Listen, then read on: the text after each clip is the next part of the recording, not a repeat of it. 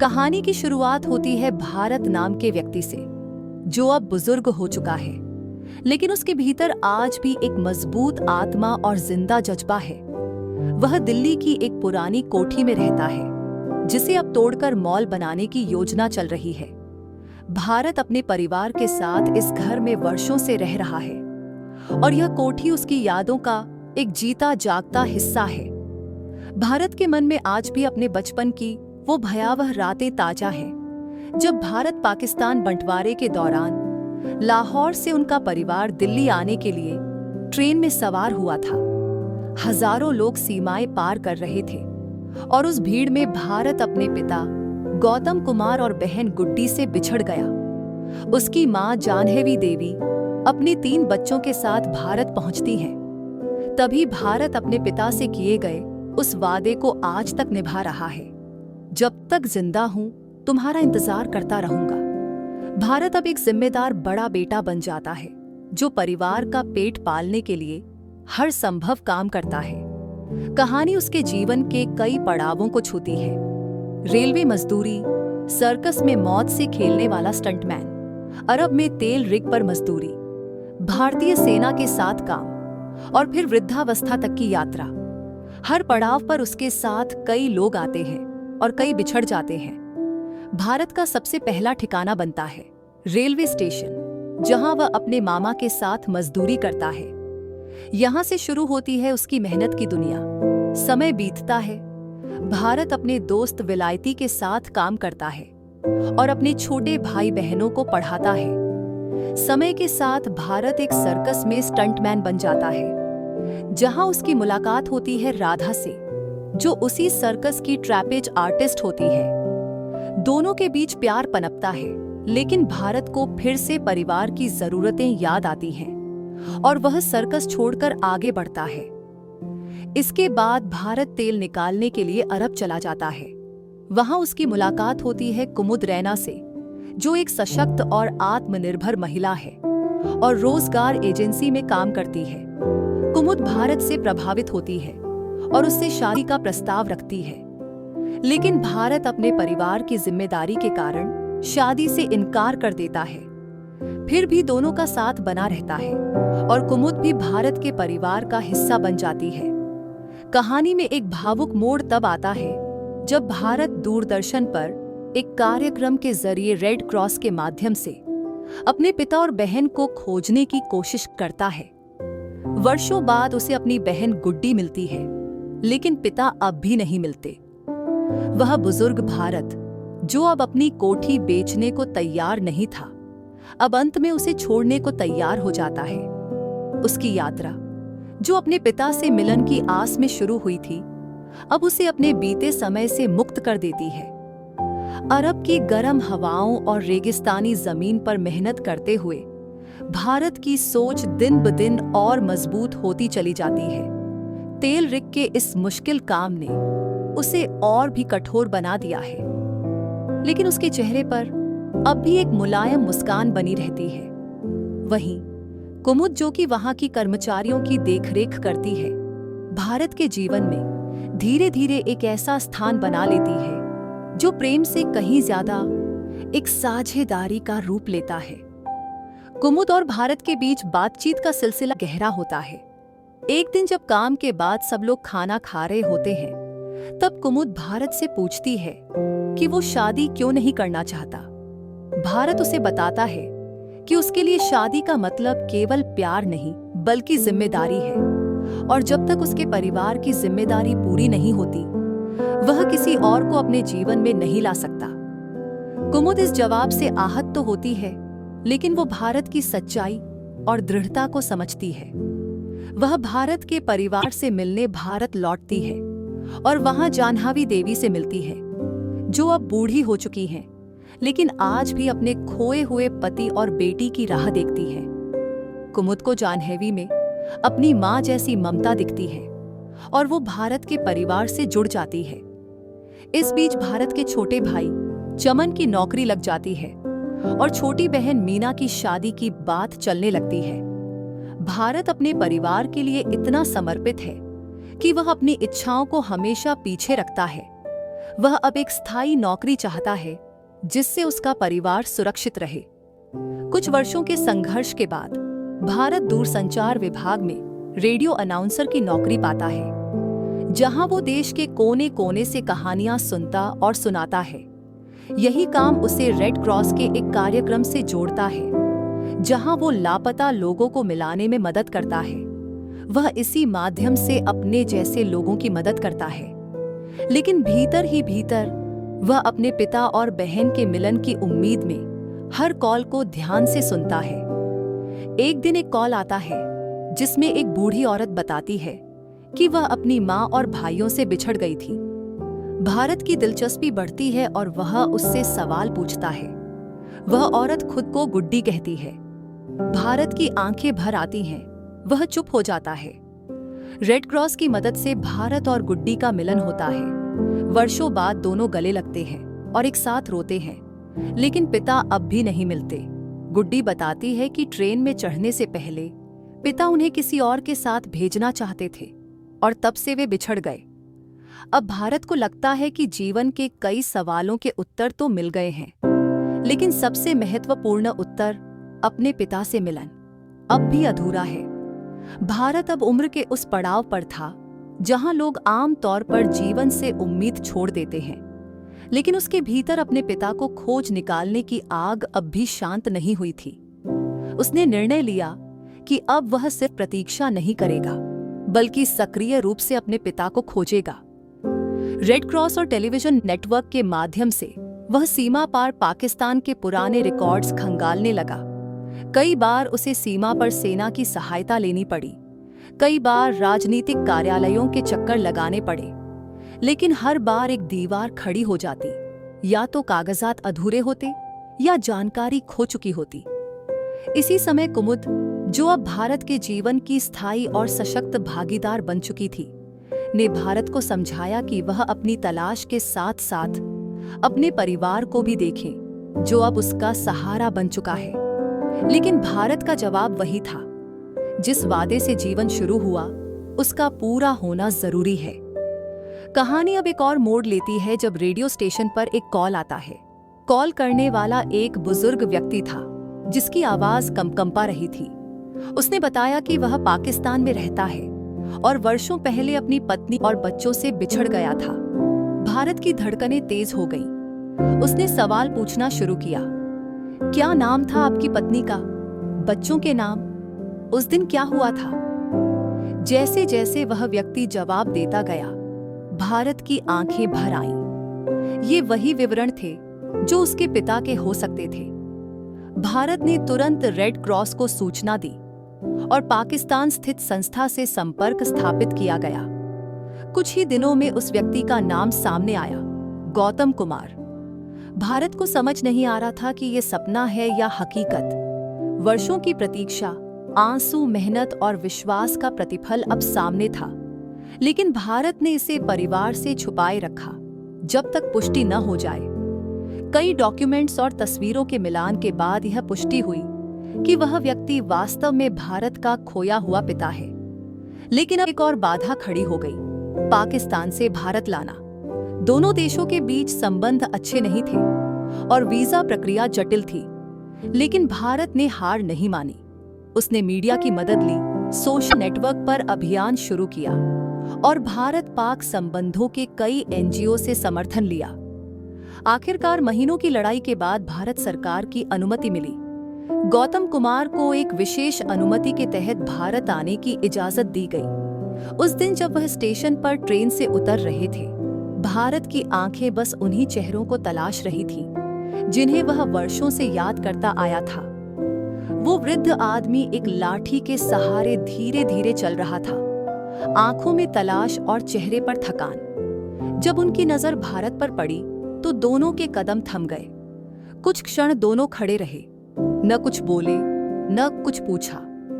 फिर जैसे कोई अदृश्य डोर खिंच गई हो, दोनों एक दूसरे की ओर दौड़े और गले लग गए। चारों ओर कैमरे थे, मीडिया थी, लेकिन भारत को सिर्फ अपने पिता का चेहरा दिखाई दे रहा था।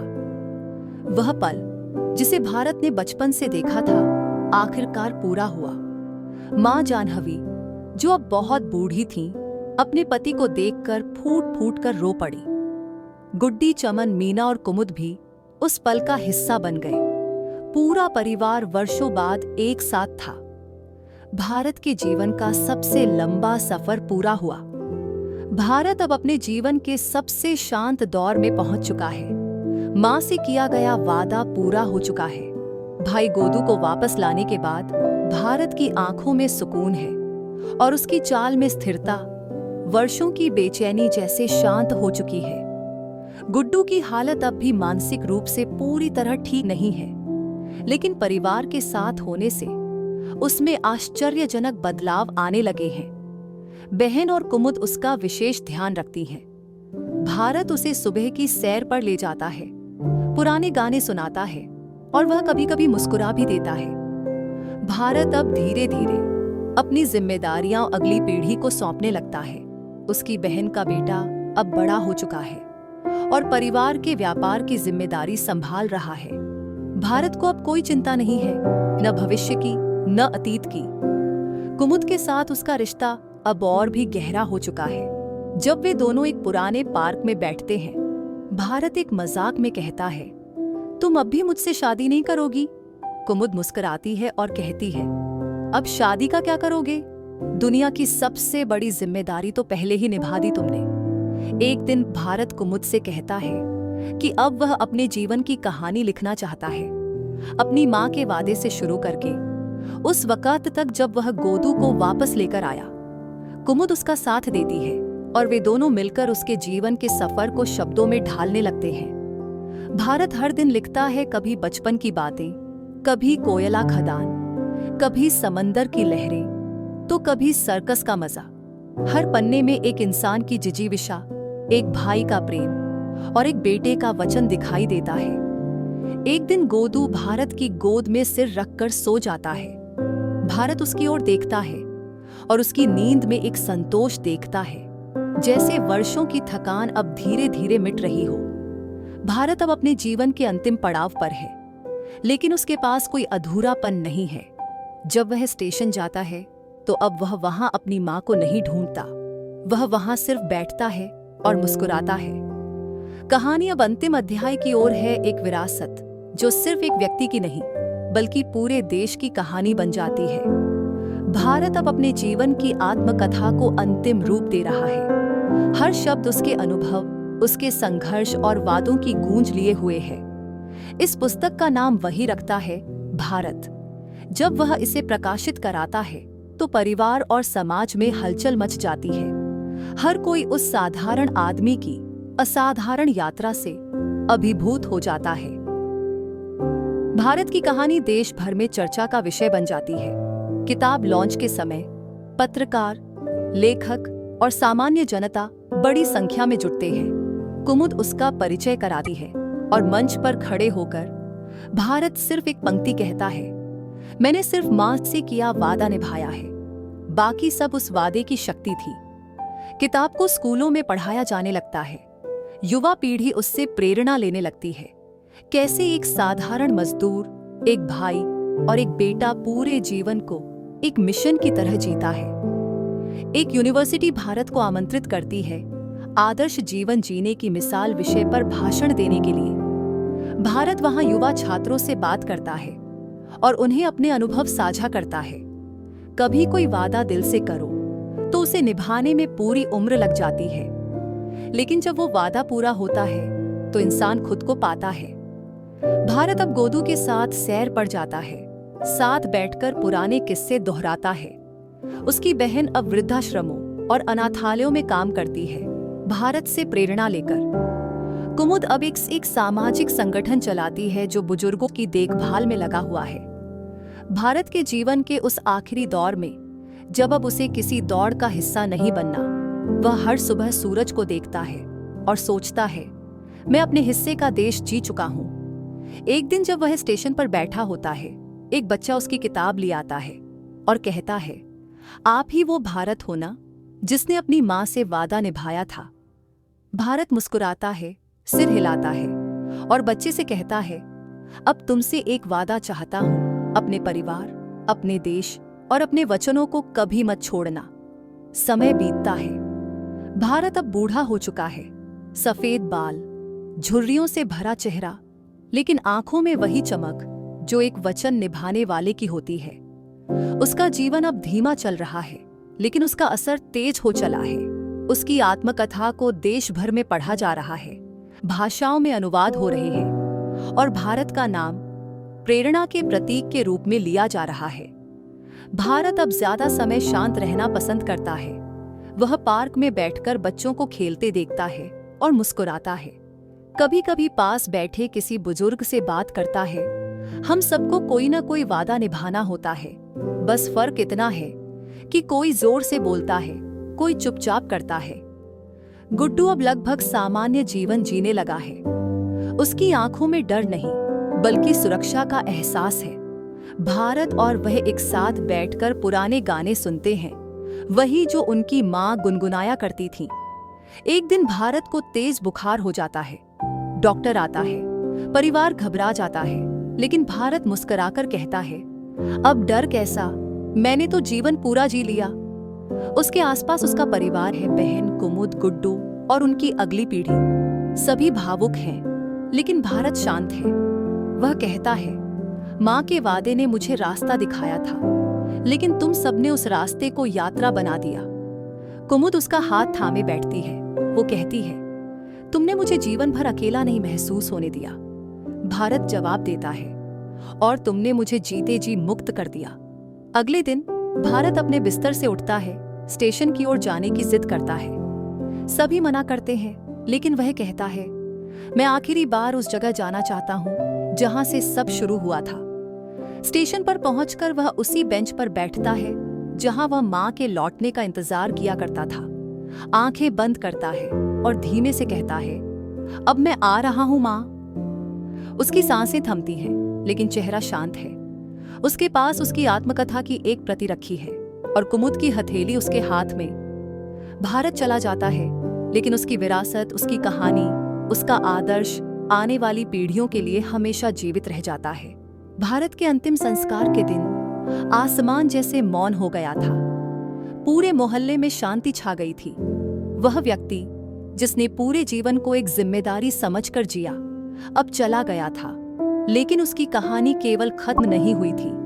वह अब लोगों की स्मृति में जीवन पाने लगी थी। उसके अंतिम संस्कार में सैकड़ों लोग जुटे, परिवार, पड़ोसी, लेखक, पत्रकार, छात्र और वे लोग भी जिन्हें भारत ने कभी नहीं जाना, लेकिन जिनकी जिंदगी उसने अपनी आत्मकथा के जरिए छू ली थी। गुड्डू ने चिता को अग्नि दी।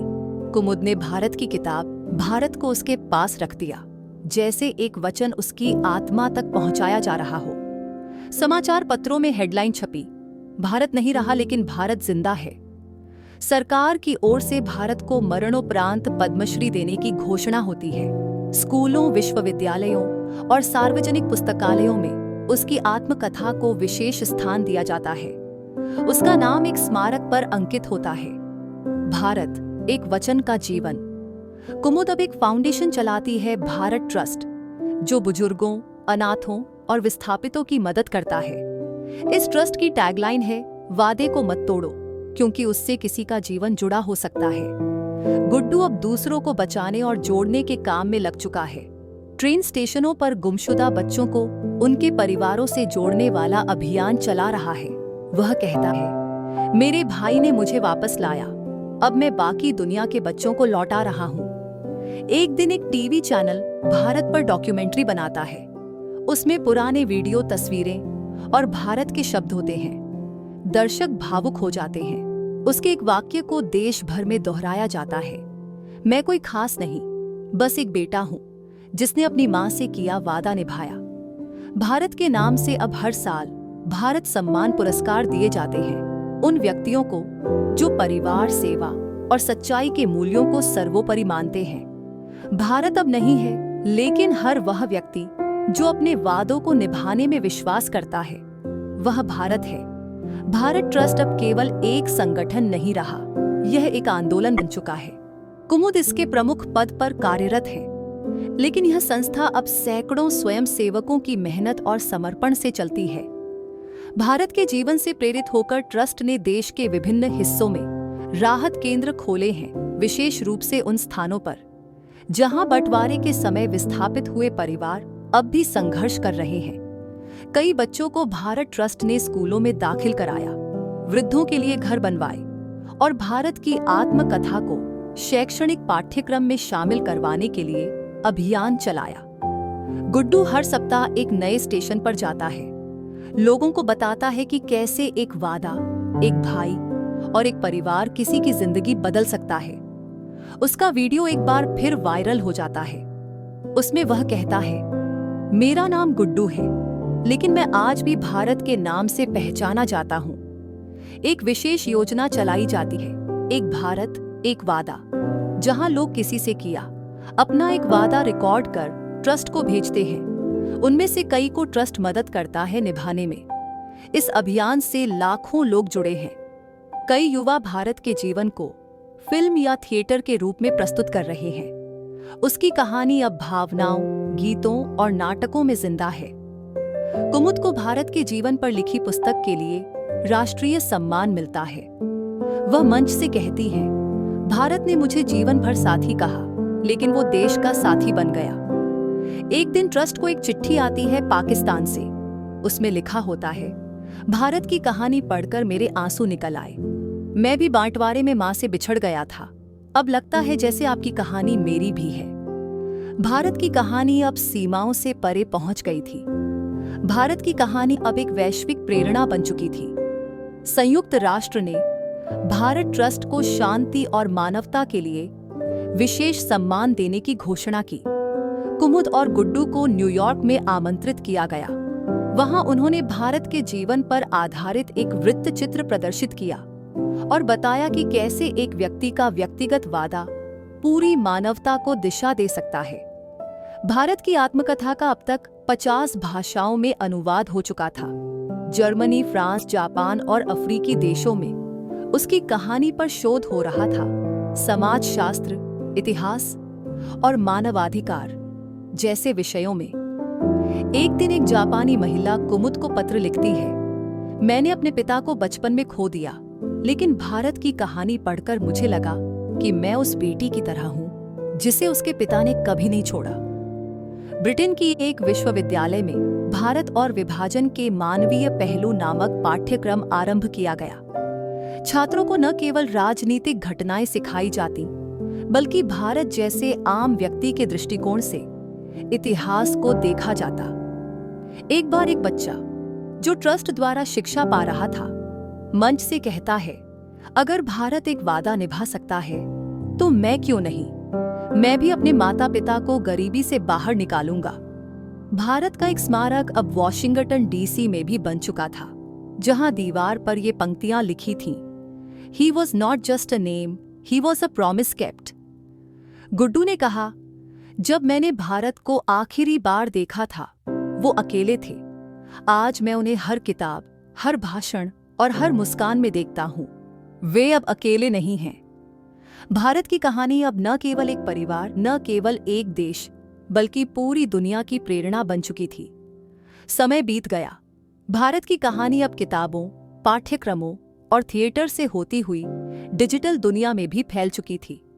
एक वेब श्रृंखला और ऑडियो नाटकों के रूप में भी लोगों ने भारत की यात्रा को सुना और अनुभव किया। भारत ट्रस्ट अब भारत के नाम से जुड़े लोगों का एक जीवित प्रमाण था कि एक व्यक्ति का जीवन भी इतिहास बन सकता है। गुड्डू अब एक बुजुर्ग हो चुका था, लेकिन वह हर साल भारत के जन्मदिन पर एक कार्यक्रम आयोजित करता, वचन उत्सव, जहां लोग अपने जीवन में निभाए गए वादों की कहानियां साझा करते। एक बार एक छोटी लड़की मंच पर आई। उसकी आंखों में चमक थी। उसने कहा, मेरे दादाजी का नाम भारत था। उन्होंने कभी मुझसे वादा किया था कि मैं स्कूल जाऊंगी। अब मैं डॉक्टर बनने वाली हूं। सभी की आंखें नम हो गईं। कुमुद मंच पर आई और उसने भारत की लिखी अंतिम पंक्ति सुनाई। मैंने देश से कुछ नहीं मांगा, बस एक मां और एक वादा निभाना था। अगर तुम भी अपने जीवन में किसी एक रिश्ते को ईमानदारी से निभा लो, तो तुम्हारा भी नाम अमर हो जाएगा।